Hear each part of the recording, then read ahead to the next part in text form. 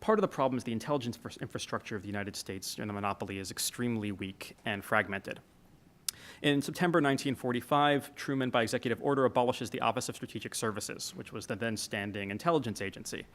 There's been a long-standing tradition of distrust in the United States for peacetime intelligence-gathering agencies. Truman didn't like the OSS. Most members of Congress, of which he had recently been one, didn't, and he was glad to see it go.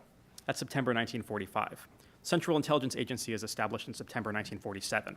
That's 2 years without a centralized intelligence-gathering infrastructure. That doesn't mean no one's gathering information. Obviously, the Navy, the Air Force, the soon-to-become Air Force, the Army Air Forces, I should say, the Army, various other groups, such as,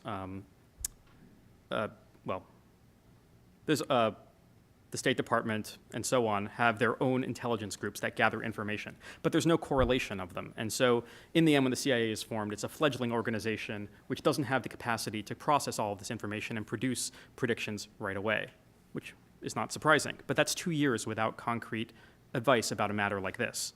So what we have is basically extremely limited information. There are no human spies from the West in the Soviet Union in this period. Zero, none at all. There are attempts at infiltration, but they don't work. So what you have is public press reports, some stolen documents, defector testimony from emigres and displaced persons, some reports that are crossing the border in the German zone, and then you have speculations based on information you have, private information you have, or classified information you have. And you have to run that limited information through a series of filters. The first assumption filter is how hard is it to build an atomic bomb? If you're General Leslie Groves, the wartime director of the Manhattan Project, the answer to that is quite difficult. It's extremely hard to build an atomic bomb. It'll take the Soviets, who have a much impoverished engineering infrastructure, extremely long time to do it, and he eventually hardens down to 20 years. That's his estimate. So a nuclear Soviet Union would be a problem for the grandchildren of America, not Americans of that day. If you are the theoretical physicists who are staffing Los Alamos, the answer to how hard it is to build an atomic bomb is not very, because all of the physics is basically obvious. It just requires some small engineering, which they have a low opinion of. Groves happened to be an engineer. And they think it's therefore not very hard at all. Nobel laureate Irving Langmuir, for example, makes predictions before Congress in the fall of 1945 of 2.5 years.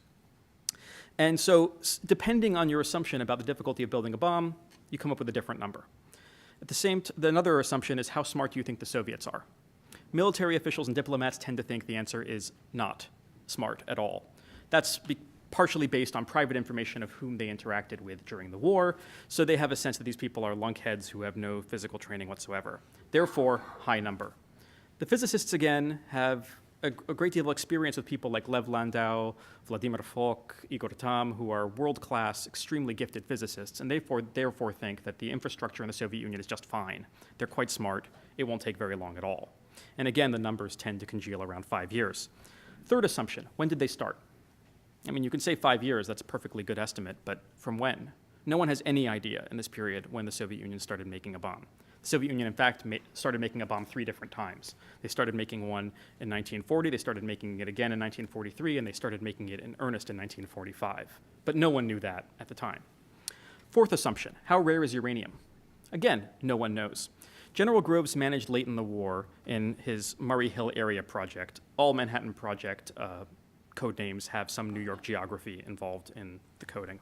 So in the Murray Hill area project, Groves manages to corner 97% of the world's known uranium deposits, which is quite an impressive feat. Most of that is from the Belgian Congo or from Brazil. There's a small amount of Swedish uranium he can't get his hands on, and some stuff from Czechoslovakia. But that's what's known. Uranium until 1939, until December 1938, January 1939, when the discovery of fission is announced, is a not very widely prospected mineral. It has very few uses. Its major use is to make very bright yellow glazes for pottery and ceramics. So it's not widely in demand. No one quite knows how much there is. There's very few Soviet sources of uranium as far as they know. But the Soviet Union occupies 1/6 of the Earth's land surface. And depending on whether you think uranium only exists in pockets in Brazil and the Belgian Congo, or it exists very widely distributed, you get a different estimate for how hard it will be for the Soviets to get a bomb. In fact, uranium is the bottleneck for the Soviet project. The final assumption is how much espionage has leaked. The Americans know from 1943, early 44, that espionage has been dribbling out of the project. They don't know how much. They don't know what has specifically dribbled out. They don't decode the Venona documents until partially in 1949. And even that takes much longer to act upon. So they have no idea what's missing. And depending on what's missing, you could shorten the amount of time for the Soviets to get a bomb dramatically.